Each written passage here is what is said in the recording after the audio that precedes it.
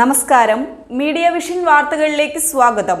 Meppayur Salafiya Arabic കോളേജിൽ സ്വാതന്ത്ര്യദിന സംഗമം കോളേജ് ഓഡിറ്റോറിയത്തിൽ സംഘടിപ്പിച്ചു.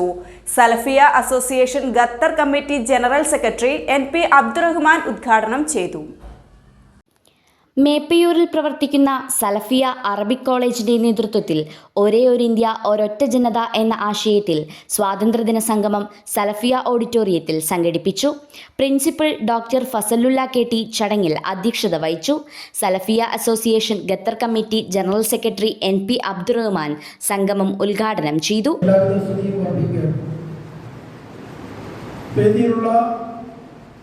നേതാക്കൾ നമുക്ക് നൽകുന്ന നിർദ്ദേശങ്ങളും അനുസരിച്ച് നമ്മൾ പ്രവർത്തിക്കുകയാണെങ്കിൽ തീർച്ചയായും നമുക്ക് ഗുണകരമായ രൂപത്തിൽ കാര്യങ്ങൾ മുന്നോട്ട് നിൽക്കാൻ സാധിക്കുമെന്ന കാര്യത്തിൽ സംശയമില്ല.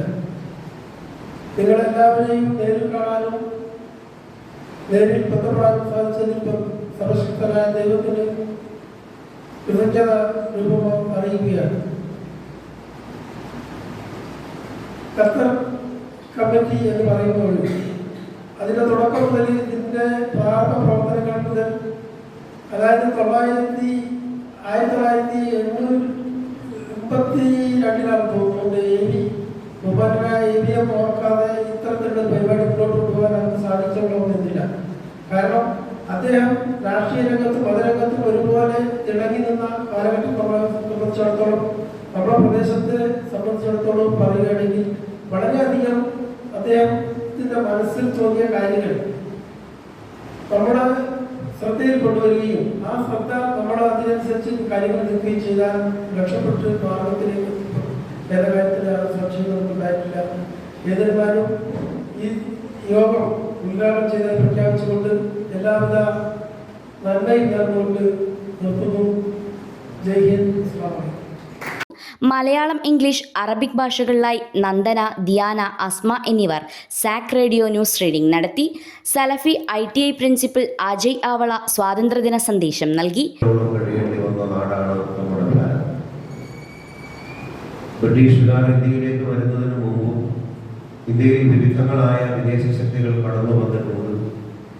വിരുന്നു വന്നവർ വീട്ടുകാരായി മാറിയപ്പോഴാണ് നമ്മുടെ രാജ്യം പാരതന്ത്രത്തിന്റെ കൊച്ചുവിലങ്ങുകളാൽ ബന്ധിക്കപ്പെട്ടു പോയി.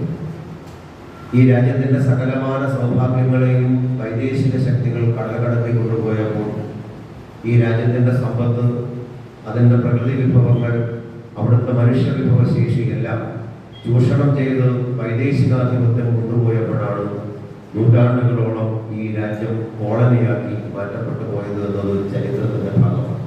ഞാൻ ആ നീണ്ട കഥ പറഞ്ഞു പോകുന്നില്ല.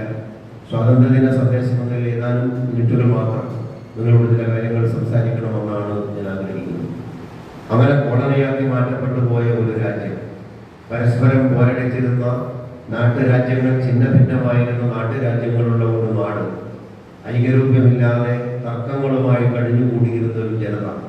മുഖ്യമന്ത്രിയുടെ ദുരിതാശ്വാസ നിധിയിലേക്ക് വിദ്യാർത്ഥികൾ സ്വരൂപിച്ച വയനാട് ദുരിതാശ്വാസ ഫണ്ട് സമർപ്പണം കായലാട്ട് അബ്ദുറഹ്മാൻ ഏറ്റുവാങ്ങി ആശംസകൾ അർപ്പിച്ച് സംസാരിച്ചു.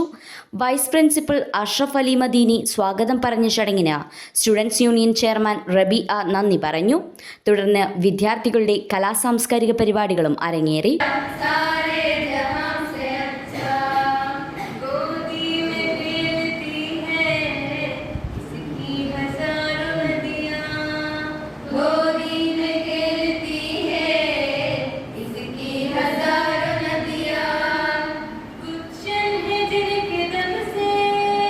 News bureau, media vision.